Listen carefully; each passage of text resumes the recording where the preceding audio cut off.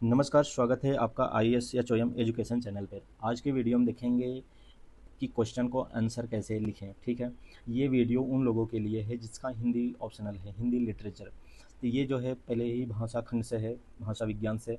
आज के वीडियो में पहला क्वेश्चन ये है, आर्य भाषा का विकास या हिंदी का ऐतिहासिक विकास पर चर्चा कीजिए, या हिंदी के चरणगत विकास पर चर्चा कीजिए। कोई भी इस दोनों में से प्रश्न का कोई भी प्रश्न है, उसका आंसर एक ही है। तो भूमिका में सबसे पहले क्या होगा, आइए देखते हैं। इसको आप 150 शब्द या 200 शब्द में, 250 शब्द में भी आप लिख सकते हैं। भूमिका में भाषा एक सुदीर्घ सामाजिक प्रक्रिया से विकसित होती है। भाषा सहज से सहजतर होती जाती है। भाषा में पूर्वापर संबंध होता है। अब जैसे मुख्य भाग में आर्य भाषा 3 चरणों में विकसित हुई। ठीक है, आप यहाँ पर इस तरह भी डायग्राम बना सकते हैं, या आप दूसरा सा भी कोई भी फ्लोचार्ट या डायग्राम बना सकते हैं। ठीक है, अब जैसे यहाँ पे प्राचीन, मध्यकालीन, आधुनिक, तो यहाँ पे आपको जो है प्राचीन प्राचीन आर्य भाषा नहीं लिखना है। खाली सिर्फ प्राचीन लिख दिए, यहाँ पर आपने हेडिंग डाल दिया है और अंडरलाइन कर दिया है। उसका मतलब ये प्राचीन आर्य भाषा, यहाँ पे मध्यकालीन आर्य भाषा और यहाँ पर आधुनिक आर्य भाषा। प्राचीन आर्य भाषा में दो विकसित वैदिक संस्कृत और लौकिक संस्कृत विकसित हुए। मध्यकालीन में पाली, प्राकृत, अपभ्रंश, अवहट्ट का। ठीक है, और आधुनिक जो है, आधुनिक आर्य भाषा में हिंदी और इसकी बोलियों को रखा गया। अब यहाँ पे आप पॉइंट डाल के जो है आप लिख सकते हैं। कोई भी बोली विकृत होकर भाषा बनती है, तथा कोई भी भाषा विकृत होकर बोली का रूप लेती है। आप 1 नंबर या फिर इसके बाद या इस तरह भी आप डाल सकते हैं। देखिए 1 2 में डालने से क्या होता है कि हम कितना गिना रहे हैं, कितना लिख रहे हैं, ये ज़्यादा जो है क्लियरिटी दिखता है। तो 1 जैसे नंबर में लिखना ज़्यादा अच्छा लगता है। वैदिक संस्कृत बिगड़कर लौकिक संस्कृत में बदली, और लौकिक संस्कृत से पाली, अपभ्रंश, अवहट्ट का जन्म हुआ। ठीक है, यहाँ पे 3 नंबर, अपभ्रंश के विकृत रूप को सामूहिक रूप में अवहट्ट कहा गया। अवहट्ट से ही हिंदी बोलियों का जन्म हुआ। ठीक है, अब पॉइंट डाल के बस खाली पॉइंट टू पॉइंट लिखते चले जाइए। हिंदी भाषा आर्य भाषा है और इसकी बोलियाँ मगही, मैथिली, भोजपुरी, अवधी, ब्रजभाषा, कुमायूनी, गढ़वाली आदि है। ठीक है, बस अब सोचो इतनी जल्दी में आप फटाफट 7 से 8 मिनट में आपका अगर प्रैक्टिस रहेगा तो आप लिख सकते हैं। निष्कर्ष में बस ज़्यादा आपको कुछ नहीं लिखना। अर्थात अवहट्ट के साथ ही अर्थात 1000 ईस्वी के आसपास हिंदी का जन्म हुआ। आगे चलकर हिंदी भी 3 चरणों में विकसित हुई, आदिकालीन, मध्यकालीन और उसके बाद जो है आधुनिक हिंदी में। अब जैसे अब बस इससे ज़्यादा नहीं, अब जैसे यहाँ पर भी आप डालना चाहते हैं तो आदिकालीन में जो है 1000 से 1400 ईस्वी तक।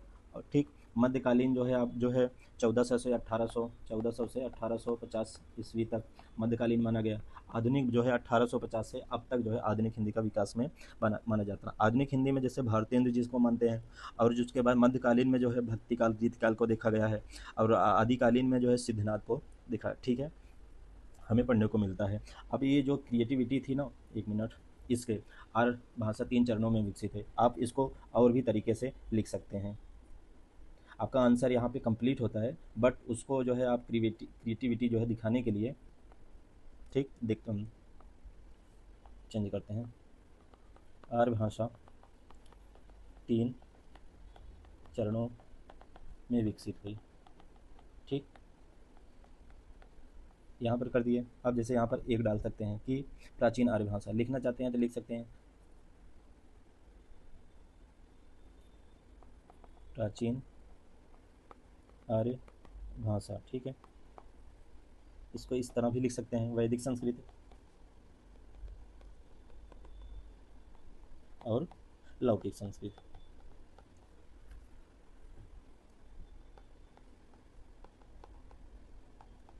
अब जैसे दूसरा मध्यकालीन अर्थ था ना, उसमें पाली प्राकृत था। मध्यकालीन आर्य भाषा। ठीक है, इसमें आप पाली, प्राकृत, अपभ्रंश, अवहट्ट। ठीक है, और तीसरा हमारा क्या था, आधुनिक आर्य भाषा। आधुनिक आर्य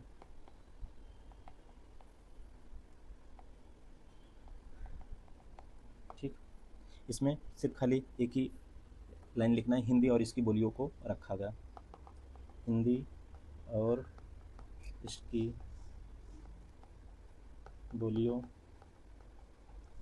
को रखा गया।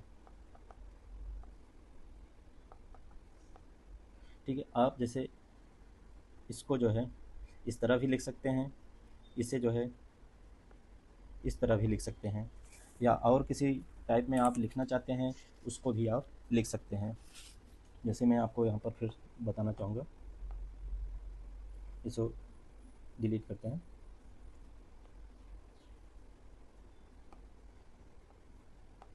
ठीक है, जिसे 3 चरणों में रखा गया। ठीक है, ऐसे कर दीजिए, प्राचीन, मध्य कालीन और आधुनिक। ठीक है, इसको जो है लौकिक और वैदिक, आगे संस्कृत लिख सकते हैं। फिर उसके बाद यहाँ पे पाली, प्राकृत, अपभ्रंश, अवहट। ठीक है, ऐसे भी लिख सकते हैं। फिर उसके बाद यहाँ पर हिंदी और इसकी बोलियों को रखा गया, हिंदी और इसकी बोली, मतलब आप इस तरह फॉर्मेट में भी लिख सकते हैं, आप इस तरह भी फॉर्मेट में लिख सकते हैं, अभी एक और जो दिखाया आपको उस तरह भी फॉर्मेट में लिख सकते हैं। अगर आपका ऑप्शनल है जो है, प्लीज़ इस क्वेश्चन का जो आंसर आपके पास जो भी कंटेंट है आपके इस पर लिख पा रहे हैं तो मेरा जो है टेलीग्राम जो है IASHOM पर आप जो है PDF बनाकर सेंड कर सकते हैं।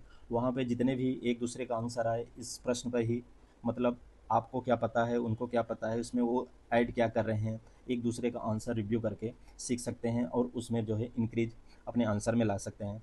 दोस्तों, अगर ये वीडियो आपको पसंद आया हो प्लीज़ लाइक एंड सब्सक्राइब करिएगा।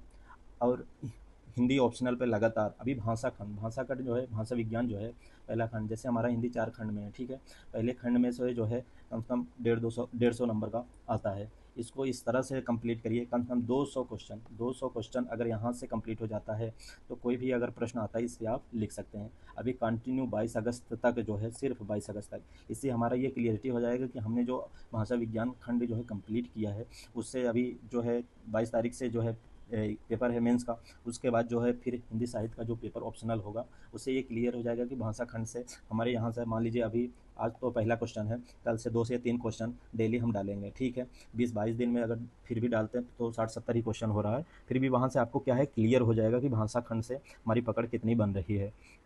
आप इस पर प्लीज़ आंसर ज़रूर लिखिएगा, लिख कर मेरे चैनल पर IASHOM पे आप PDF बनाकर सेंड कर सकते हैं। दोस्तों, वीडियो पसंद आया हो तो लाइक एंड सब्सक्राइब करिएगा। मिलते हैं नेक्स्ट वीडियो में।